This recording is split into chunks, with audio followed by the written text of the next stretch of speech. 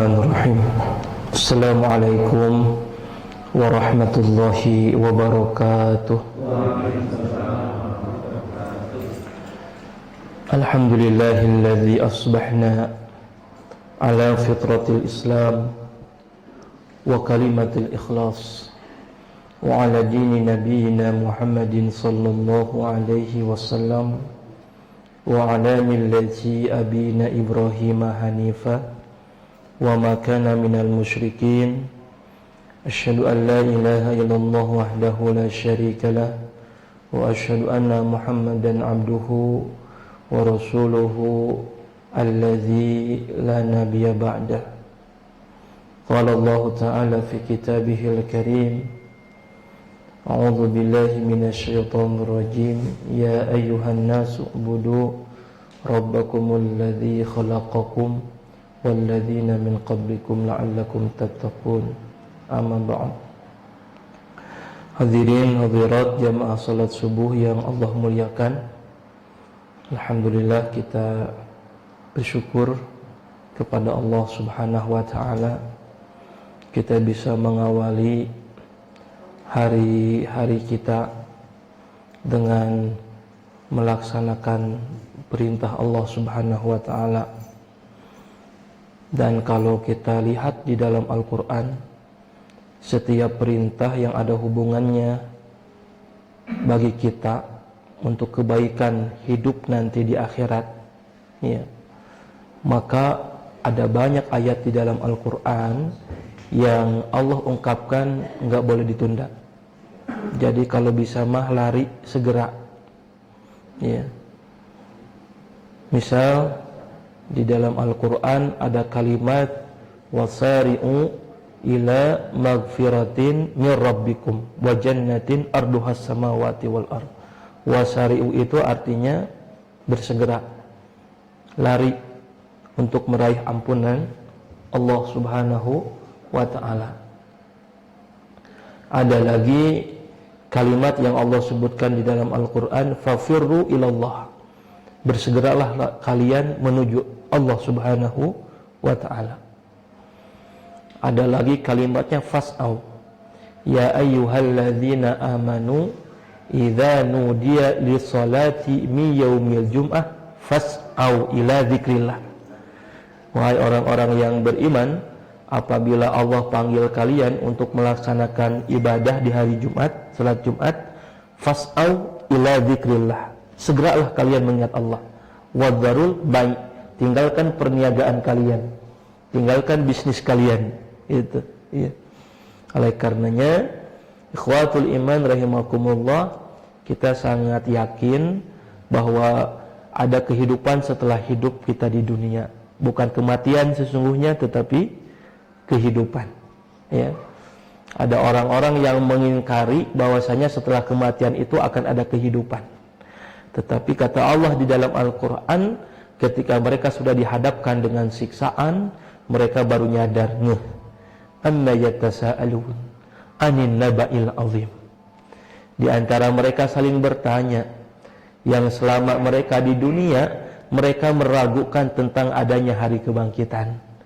Tetapi saat itu mereka nyadar, anin naba'il azim, sesungguhnya apa yang mereka tanyakan, apa yang mereka ragukan selama hidupnya di dunia itu benar-benar terjadi, gitu, ya.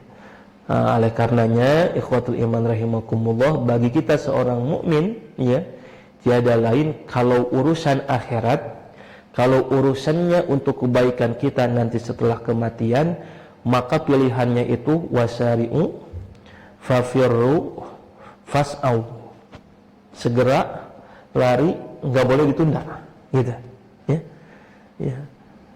Allah mengajarkan kita untuk berikhtiar mencari kehidupan dunia. Tetapi ikhtiarnya kita untuk mencari kehidupan dunia, Allah sebutkan di dalam Al-Quran kalimatnya bukan dengan pas'au, kalimatnya bukan dengan fafirru, juga bukan dengan wasari'u. Kalimatnya apa? Alladzina yamshuna biha, kalian cukup berjalan saja. Gitu. Ya, artinya, ya, bagi kita seorang mukmin ini Sesungguhnya bukan hanya balance, tetapi kita sebagai mukmin itu dituntut untuk memiliki perhatian dengan kehidupan setelah kematian ini, ya. Makanya kenapa Allah Subhanahu wa taala menyarankan kita, fatazawwadu, berbekalah kalian, fa inna khairizz zadit taqwa. Sebaik-baik bekal kalian kepada Allah adalah bekal takwa kita. Nah, ikhwatul iman rahimakumullah, ya, ini kesempatan yang baik ya untuk kita melakukan berbagai macam amalan-amalan kebaikan, amalan-amalan ibadah, ya. Sekalipun kita di masa pandemi, insya Allah tidak menghalangi kita untuk bisa beramal. Bisa dilakukan di mana saja, tidak hanya di masjid. Karena perintahnya kata Nabi sallallahu alaihi wasallam, ittaqillahu haitsu ma kunta. Hendaklah sifat takwa itu kalian hadirkan di mana saja, dimanapun kalian berada. Apalagi kita sedang berada di bulan-bulan haram. Ya, kita berada di bulan Dzulqa'dah. Ya, bulan Dzulhijjah berapa pekan lagi? Ya, Idul Adha ada sebulan kurang ya. Masya Allah. Dzulqa'dah, Dzulhijjah, Rajab, Muharram, Rajab, ya. Itu bulan-bulan istimewa. Kenapa? Karena Allah mengistimewakannya langsung di dalam Al-Qur'an. At-Taubah ayat yang ke-36. Inna iddatash syuhuri indallahi 12 fi kitabillahi yawma khalaqas samawati wal arda minha arba'atun hurum. Dzalika ad-dinul qayyim. Fala tadhlimu fihinna anfusakum. Allah Subhanahu wa taala berfirman, sesungguhnya jumlah bilangan bulan dalam satu tahun itu ada 12 bulan. Dan dari 12 bulan itu Allah yang langsung sebutkan minha arba'atun hurum. Di antaranya ada 4 bulan yang Allah sebutkan sebagai bulan haram. Ya. Dan Allah ingatkan di bulan haram ini, fala tadlimu fihinna anfusakum. Jangan kalian banyak berbuat maksiat. Jangan kalian banyak berbuat dosa. Artinya bukan di luar bulan haram kita boleh berbuat dosa. Sama, kita juga dilarang untuk melakukan dosa, tetapi kata para ulama ada kekhususan, ada stressing lebih, ya, bahwa di bulan haram itu kita tinggalkan perbuatan zalim. Kenapa? Karena perbuatan zalim, perbuatan maksiat, dosa yang kita lakukan apabila dilakukan di bulan-bulan haram, maka ganjarannya berlipat-lipat. Itu kata Imam Ibnu Katsir dalam tafsirnya, ya. Bukan hanya dosa juga, tetapi ketika Abdullah bin Abbas mengatakan, siapa di antara kita yang melakukan kebaikan-kebaikan, yang melakukan ibadah, amal soleh, yang amal soleh ibadah itu dilakukan di bulan-bulan haram, maka kebaikannya pun berlipat-lipat, ya. Ada makanul haram, ada zamanul haram, ada tempat haram, ada waktu-waktu yang Allah haramkan. Kalau kita beribadah di tempat yang Allah haramkan, maka setiap ibadahnya Allah akan dilipat gandakan, ya. Sebagaimana ada tempat haram itu Masjidil Haram, salatnya 1 rakaat sama dengan 100.000 rakaat. Coba subhanallah. Kenapa? Karena kita ibadahnya di makanul haram, di tempat yang Allah haramkan. Nah, kata Abdullah bin Abbas, begitu juga ketika kita beribadah di waktu-waktu yang Allah haramkan. Nah, mudah-mudahan ikhwatul iman rahimakumullah, waktu-waktu yang Allah haramkan termasuk kita berada ya di dalamnya saat ini, ya, ada bulan Dzulhijjah. Mudah-mudahan insyaallah, ya, ini menjadi motivasi, dorongan buat kita agar kita tidak menyia-nyiakan kesempatan ini, ya. Sekalipun dalam masa pandemi, syukur-syukur kita memperbanyak doa di bulan haram, ya. Masya Allah, kita tidak pernah tahu kapan pandemi wabah ini berlalu. Rasa-rasanya semakin hari semakin menakutkan buat sebagian orang, termasuk saya mungkin. Ya, kalau kita di jalan itu, ya, subhanallah, yang namanya ambulante, kalau bahasa Sunda mah daruwas, ya. Ambulan itu setiap saat, belum lagi kita dapat informasi, ya, berapa kasus yang meninggal karena COVID, ya. Dan saya merasakan betul sebagai ketua RW, ya, di wilayah, ya. Tadi malam aja jam 1:30, Pak. Ya, dikirain jurig, ya, punten gitu. 1:30, tapi ada kata Pak RW gitu kan. Kenapa Bu 1:30 apa coba bayangkan? Kerasa banget sedang pandemi itu. Ya, yang namanya kita selaku pimpinan di wilayah, ya kita harus bisa memberikan pelayanan kapan saja. Mudah-mudahan jadi amal soleh, ibadah. Pak RW, kenapa? Ini warga yang kena COVID, ya coba jam 1:30, Pak. Ya. Keluar rumah sambil jajar rowokan. Sehingga membangunkan warga-warga sekitarnya. Ya, teriak-teriak ke, minta tolong, nggak kuat. Tahu sendiri, Pak, ketika kita kontak ambulan gitu ya, ya dibawa keliling penuh semua rumah sakit. Akhirnya balik lagi aja ke rumah. Masya Allah. Itu kasus begitu bukan sekali dua kali saya rasakan dengan kondisi yang seperti ini. Ya, makanya kita juga tetap ya harus mempertimbangkan kemaslahatan, ya, karena memang Nabi juga menyampaikan di dalam hadisnya, ya, anjuran dari Nabi SAW untuk menghindari wabah. Jangan sampai karena wabah di masjid mah nggak akan ada wabah, yang namanya sedang beribadah, ya, tetap ya anjuran kata Nabi SAW untuk menghindari wabah, karena ada beberapa sahabat Nabi pun yang meninggal karena wabah, ya, sekalipun kematian itu adalah qadarullah, ya, takdir dari Allah Subhanahu wa taala, gitu. Yang penting mah kita iya jangan sampai juga takut mungkin berlebihan, Pak. Khawatir juga berlebihan jadi parno begitu, ya. Karena kata orang-orang psikologis ataupun kedokteran mungkin mempengaruhi daya imunitas, ya. Dan saya sarankan selain kita minum vitamin, selain kita makan makanan yang bergizi sebagai imunitas kita, ya, maka Bapak Ibu sekalian jangan lupakan imun terbaik. Imun kita bagi seorang mukmin yaitu Al-Qur'an. Ya. Kenapa kita harus yakin dengan apa yang Allah sampaikan? Wa nunazzilul Qur'an ma huwa syifaa'un wa rahmatan lil mu'minin. Tidakkah Allah turunkan Al-Qur'an kepada kalian kecuali sebagai syifa. Syifa itu obat. Ya, obat bagi kita. Obat bagi hati sehingga kita bisa lebih optimis, lebih yakin, lebih tenang, gitu kan? Ya, wallahualam. Bisa juga jadi obat buat apa yang menimpa kita, termasuk sakit kita, ya, selain yang lainnya, insyaallah. Nah, ikhwatul iman rahimakumullah, pada kesempatan subuh kali ini mungkin saya ingin menyampaikan harapan lah, keinginan Allah dalam Al-Quran, ya. Walaupun tidak 1 jam full, ya, karena tadi nanti ada rapat, ya, ya juga dibatasi lah, jangan terlalu lama juga, ya.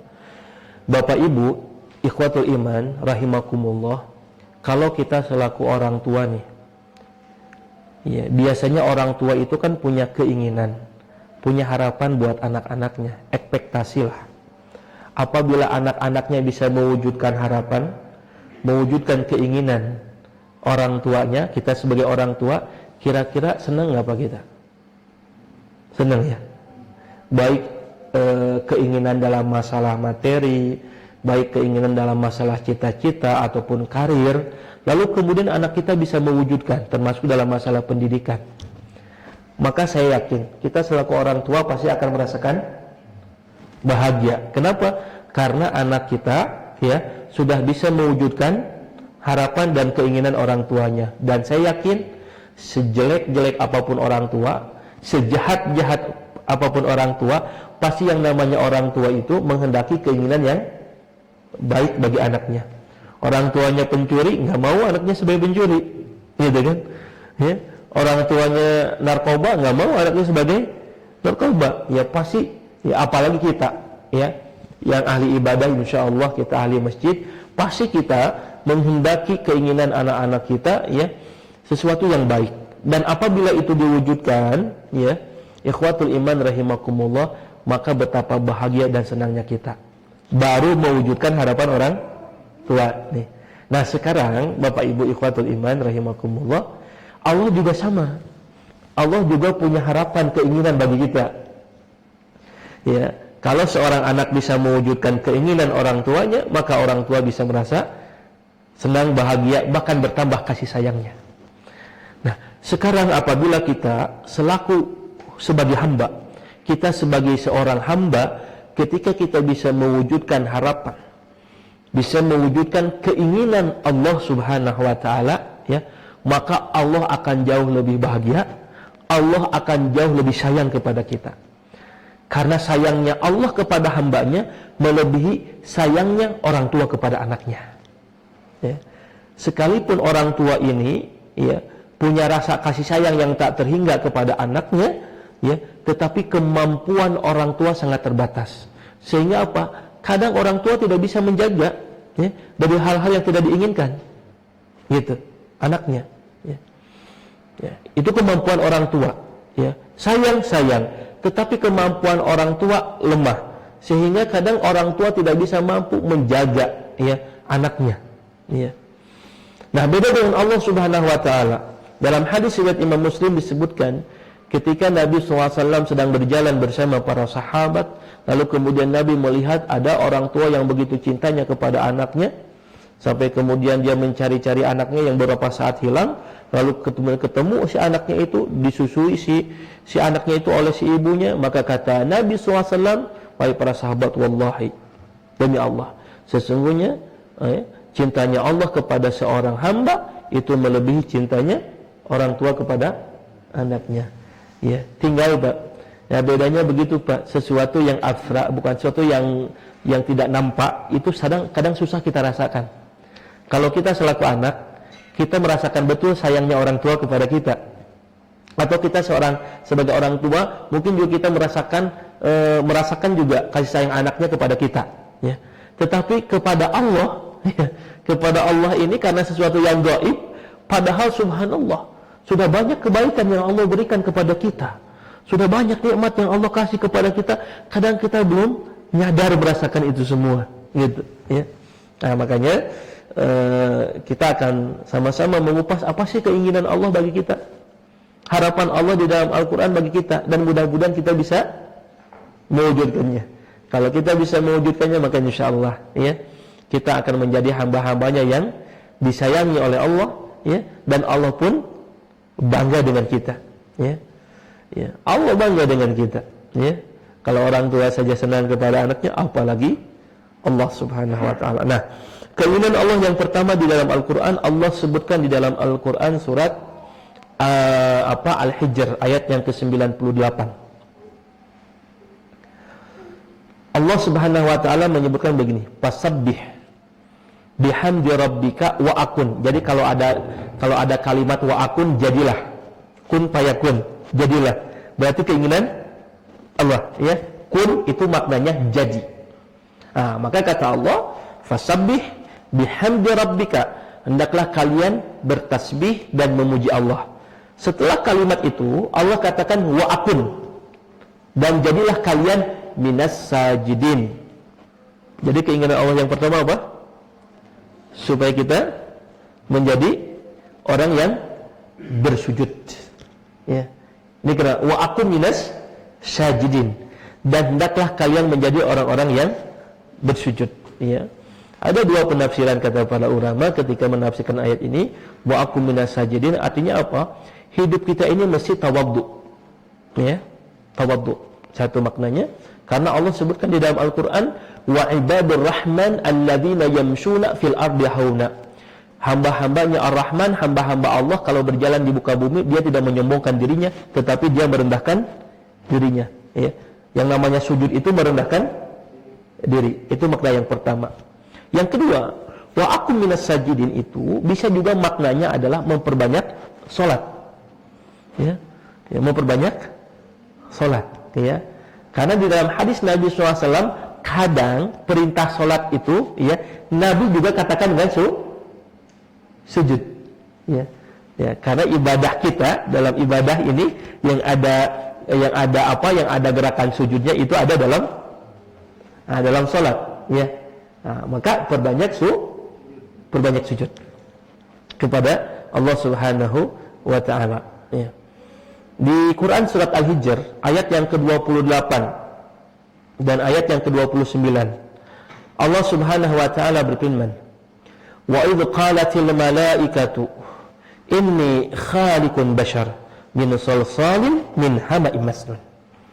Ketika Allah mengatakan kepada malaikat, wahai malaikat, sesungguhnya kami ini akan menciptakan manusia dari tanah liat yang kami bentuk. Ya, ini jadi perhatian kita Bapak Ibu sekalian, Ya, inilah salah satu bentuk kemuliaan kita sebagai manusia. Karena kata Nabi dalam hadis riwayat Imam Muslim, ya, hanya beberapa makhluk yang Allah ciptakan lalu kemudian ya lewat proses tangan Allah Subhanahu wa taala. Karena bagi Allah untuk menciptakan sesuatu yang sulit bagi kita, bagi Allah mudah. Wa ma amruhu idza arada syai'an an yaqula lahu kun fayakun. Kalau Allah menghendaki jadi. Sebagaimana juga Allah tampakkan kepada para kekasihnya, para nabi-nabinya, ya. Lautan, nggak usah buat jalan tol di laut. Cukup kata Allah, pukulkan tongkat itu Musa, jadi lautan. Ini bukan dongeng, ya. Tapi suatu yang nyata. Bagi Allah mampu, gitu. Nah, tetapi di ayat ini Allah katakan min salsalin min hama'in masnun. Allah menciptakan manusia dari tanah liat yang kemudian Allah bentuk. Enggak langsung. Nah, di ayat yang selanjutnya, fa idza sawaituhu wa nafakhtu minar ruhi wa afataqa'u lahu sajidin. Lalu kemudian setelah wujudnya manusia itu sempurna, Nabi Adam alaihi salam, ya, matanya, pendengarannya, tangan, kakinya sudah sempurna, wa nafakhtu fihi ruh, lalu kemudian Allah tiupkan ruh. Nah, ini penting bagi kita, ya. Kalau nggak ada rumah nggak ada kewajiban. Tetapi kalau sudah wa nafakhtu fihi ruh, ketika Allah sudah niupkan ruh di dalam jasad kita, maka berlakulah faqa'u lahu sajidin. Kata Allah, supaya apa? Supaya kita menjadi orang-orang yang sujud, gitu, ya, menjadi orang-orang yang ahli sujud, ya. Bapak ibu di sini ada ruhnya nggak? Ya. Kalau nggak ada ruhnya, ibu bapak sudah ada di liang lahat, ya. Bapak ibu di sini hadir kan ada ruh, ya. Nah, untuk menjaga ruh beda dengan menjaga jasad. Kalau menjaga jasad kita makan teratur, gitu kan, ya, makanan-makanan yang bergizi. Tetapi untuk menjaga ruh, kata Allah Subhanahu wa taala, faqa'u lahu sajidin.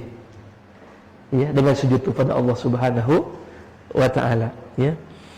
Makanya subhanallah, ya, Nabi sallallahu alaihi wasallam pun mencontohkan, ya. Ya, Nabi itu kadang menyampaikan kepada Bilal, ya Bilal arihu bis salat. Ya Bilal, istirahatkan kami dengan salat. Jadi Nabi itu, Pak, ya, istirahatnya ke ya, jadi Nabi itu sedang safar, habis safar jauh, perjalanan jauh, lalu kemudian Nabi, ya, habis safar itu sampaikan kepada Bilal, ya Bilal arihu bis salat. Wahai Bilal, istirahatkan kami dengan salat. Kita mah kebayang, Pak, ya, udah jalan-jalan jauh baru nyampe rumah, ya. Kadang pilihnya apa, Pak? Pilihnya rebahan, gitu kan, gitu. Tapi Nabi arihu bis salat, gitu kan, ya. Ya, oleh karenanya penting bagi kita untuk menjaga ibadah yang satu ini, ya, Bapak Ibu sekalian. Karena kata para ulama, baik buruknya kita, ya, baik buruknya kita atau baik buruknya seseorang itu salah satunya adalah indikatornya di salat. Allah katakan di dalam Al-Qur'an, innas salata tanha 'anil fahsya'i wal munkar, ya. Sesungguhnya salat kalian itu bisa menjaga fahsya dan munkar, kejelekan, dosa, ya. Jadi kalau ada orang yang, ya, hajinya berkali-kali ataupun umrohnya berkali-kali masih kena korupsi, zalim kepada orang lain, berarti ada masalah dengan salatnya. Kenapa ini ayat Allah? Kalau salatnya benar itu, ya, anil fahsya'i wal munkar, akan menjaga perbuatan keji dan kemunkaran. Jadi keinginan Allah yang pertama apa? Supaya kita menjadi ahli sujud. Bahkan Nabi menyebutkan di dalam hadisnya ketika ada sahabat Nabi namanya Rabi'ah bin Ka'ab. Ya, kata Rabi'ah bin Ka'ab, ya Rasulullah, aku ini ingin bersamamu di surga. Kebayang, Pak, bersama dengan Nabi di surga. Berarti surganya, ya, bintang berapa, Pak? Ya. Surganya surga paling kelasnya paling tinggi.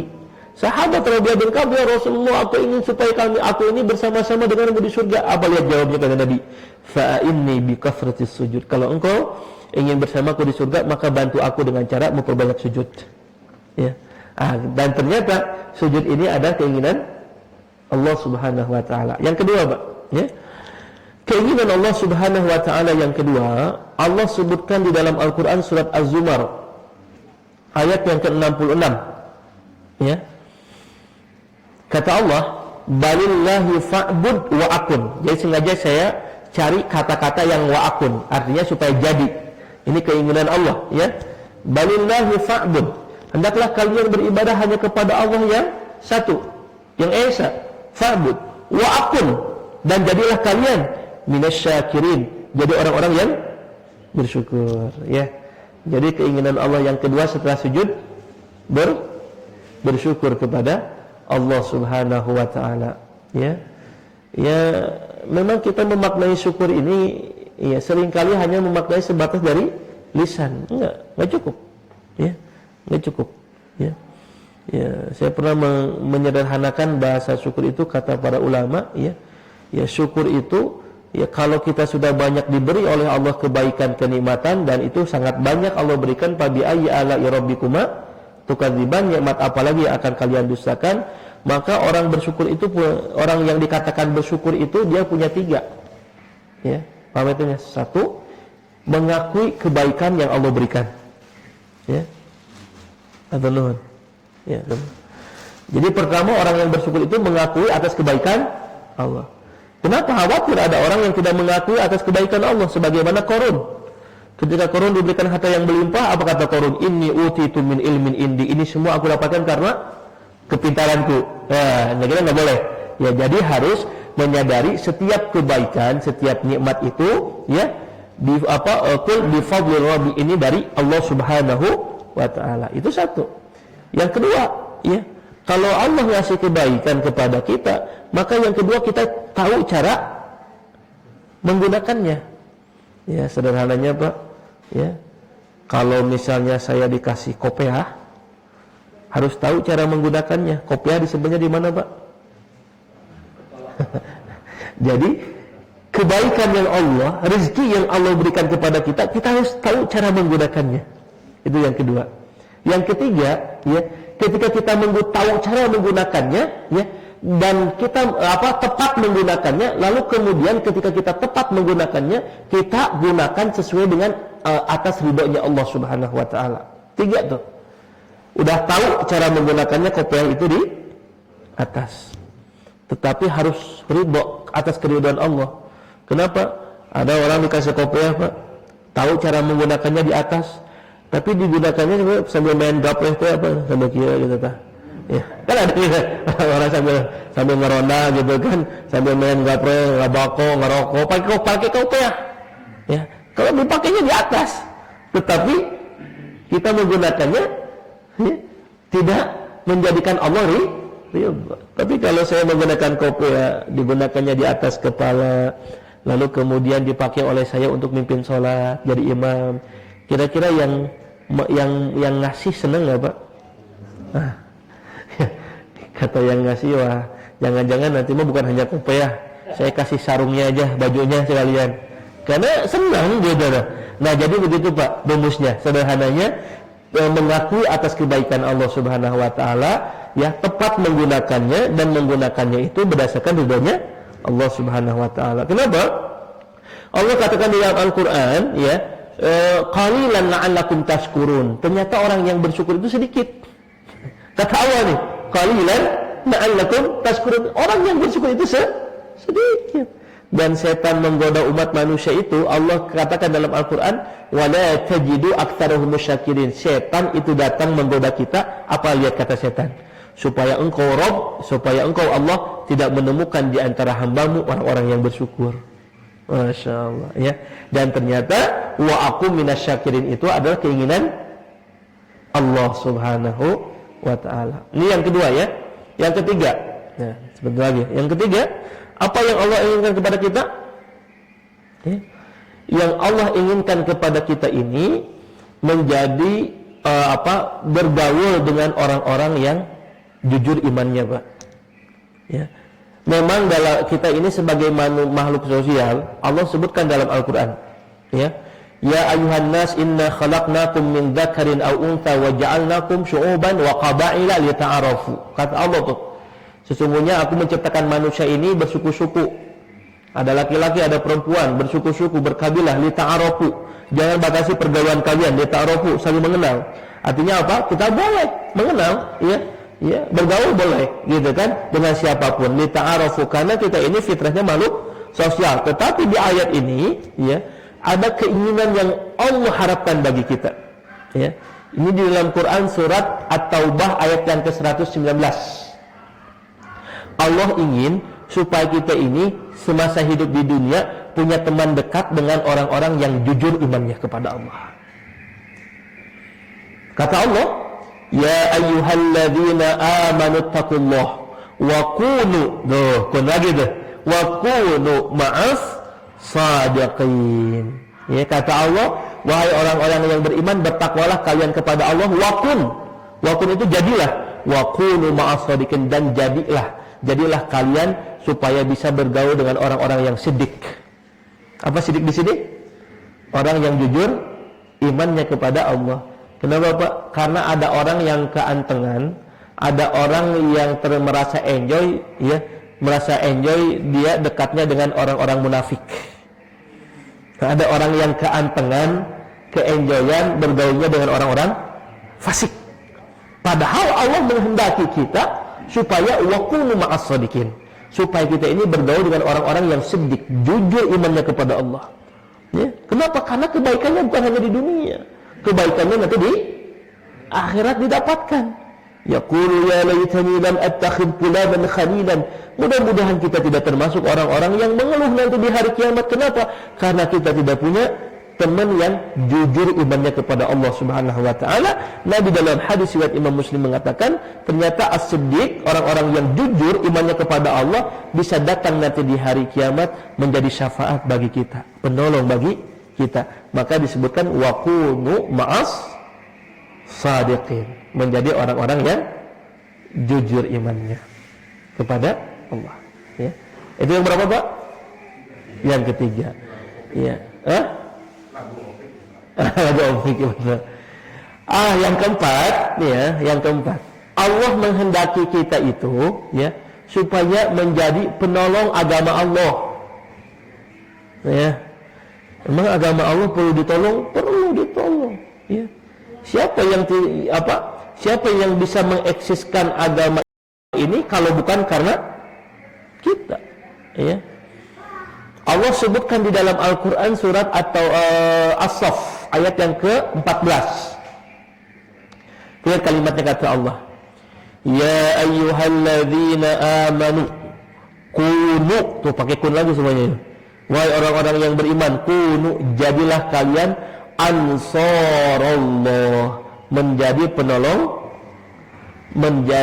penolong agama Allah Subhanahu wa taala. Tuh kata Allah, ya. Jadi Allah menghendaki kita itu, artinya apa?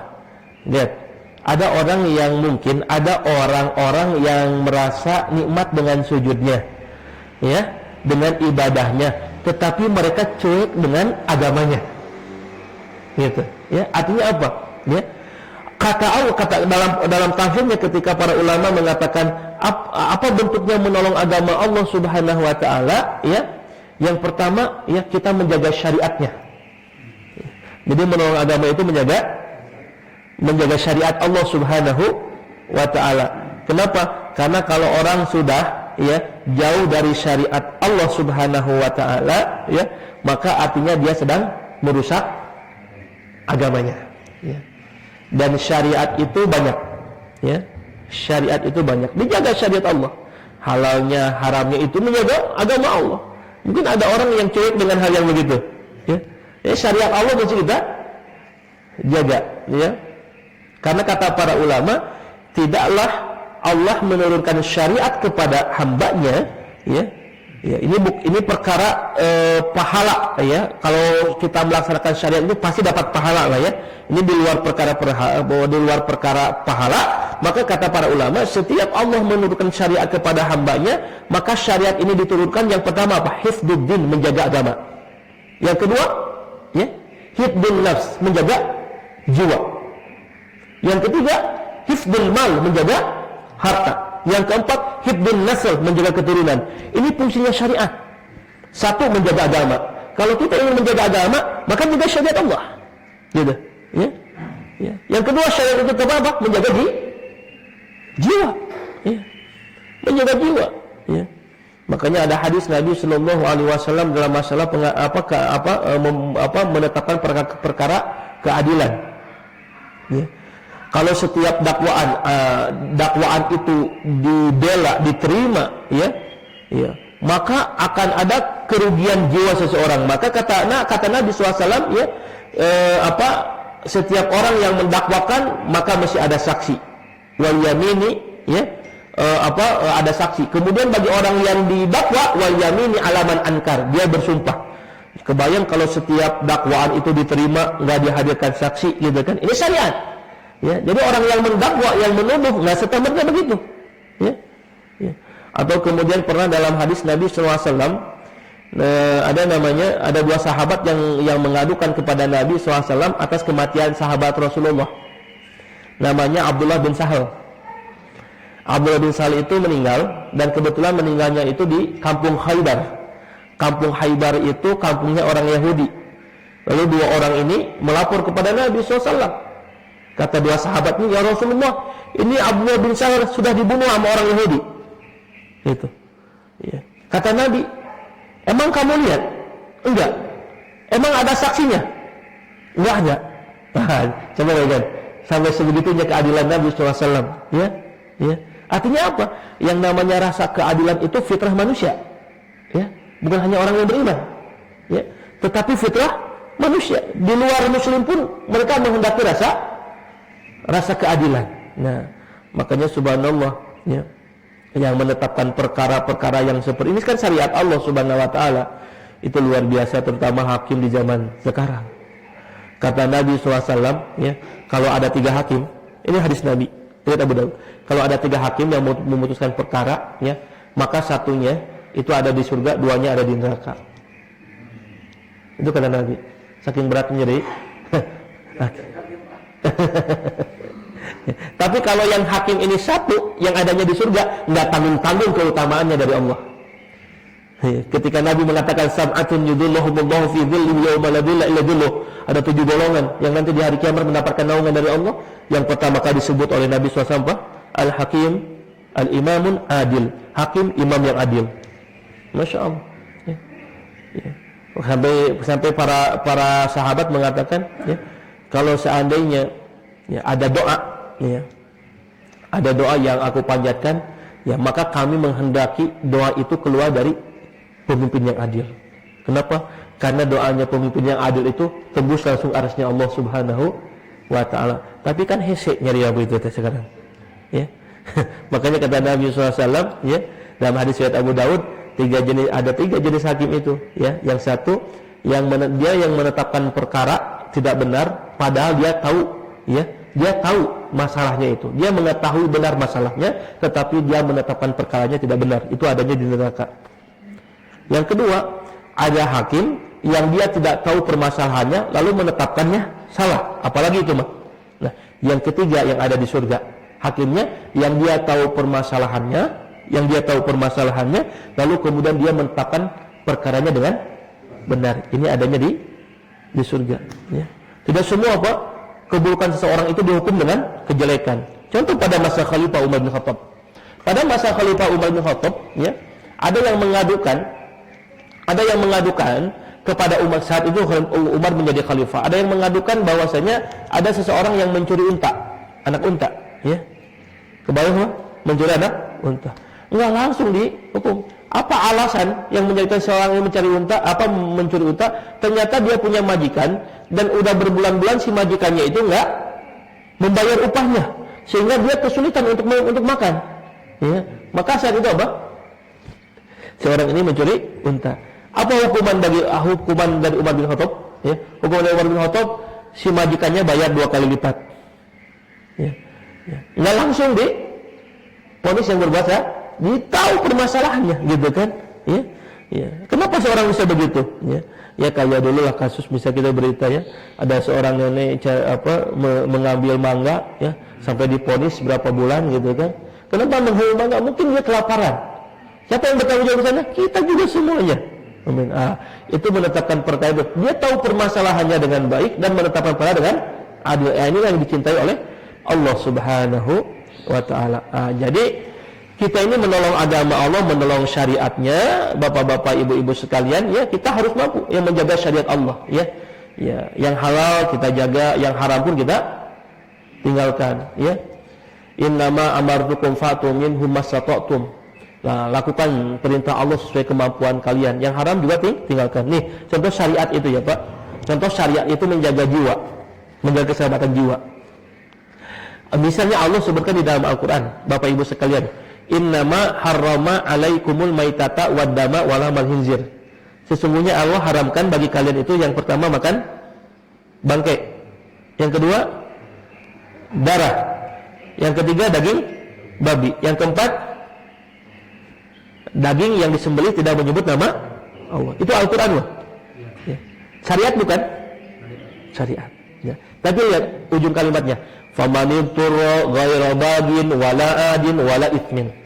Tetapi kalau ada seseorang dalam kondisi darurat, tidak ada makanan yang dia dapatkan kecuali 4 jenis makanan tadi, wala ithmin. Tidak ada dosa bagi orang itu. Kenapa? Karena kalau dia tidak makan itu akan mengancam keselamatan. Masya Allah, ini indahnya Islam begitu tuh, ya, betul ya. Tapi jangan sampai Pak, ini mah daging sapi banyak, daging kambing juga masih banyak ditemukan, apalagi daging ayam. Lalu kemudian kita makan bipang misalnya, nggak boleh. Itu kacau. Makanya pemimpin itu tahu syariat itu begitu, ya. Harus tahu syariat itu begitu. Nah kenapa? Karena menjaga syariat itu bagian daripada menolong agama Allah. Yang terakhir Bapak Ibu sekalian, apa keinginan Allah kepada kita? Allah sebutkan di dalam Quran surat Al-Imran ayat yang ke-79. Walakin kunu rabbaniyina bima kuntum tu'allimunal kitab wa bima kuntum tadrusun. Hendaklah kalian menjadi kunu rabbani, menjadi orang-orang yang rabbani. Siapa mereka yang kunu rabbaniyin? Kuntum tu'allimunal kitab wa bima kuntum tadrusun. Mereka yang mengkaji Al-Quran. Tuh, ya. Lalu kemudian mempelajarinya. Jadi kalau Bapak Ibu datang ke majelis ilmu ini sesungguhnya keinginan Allah juga. Kita mengkaji ayat-ayat Allah, ya. Makanya saya menyampaikan pun ayat-ayat Allah biar kita bisa memahami ayat-ayat Allah, ya. Wa bima kuntum tadrusun, kemudian kita mengkajinya, kita mempelajarinya. Kata Allah kunu rabbaniyin, dan itu termasuk keinginan Allah Subhanahu wa taala. Harapan dari Allah supaya kita juga hadir di majelis ilmu, ya. Nah, ini menjadi motivasi bagi kita, bukan hanya menjadi ibadah amal soleh kita saja. Ternyata apa? Datang ke majelis ilmu itu keinginan Allah. Ayatnya jelas tuh. Ya. Sehingga apa? Kalau kita bisa mewujudkan keinginan Allah, kira-kira Allah senang enggak? Masya Allah, Allah senang. Ya. Baik, Bapak Ibu, ya. Saya kira cukuplah untuk kajian kita, ya. Bapak Ibu, inilah lima keinginan yang mudah-mudahan bisa diwujudkan oleh kita dalam kehidupan ini, dan mudah-mudahan Allah mudahkan kita untuk bisa mewujudkannya. Dan siapa yang bisa mewujudkannya, maka insya Allah, ya, mereka yang akan mendapatkan kasih sayang Allah, dan Allah pun merasa senang bahagia kepada hambanya yang bisa mewujudkannya. Baik, itu saja Bapak Ibu yang bisa saya sampaikan, kurang lebihnya mohon maaf. Wal afa minkum. Assalamualaikum warahmatullahi wabarakatuh.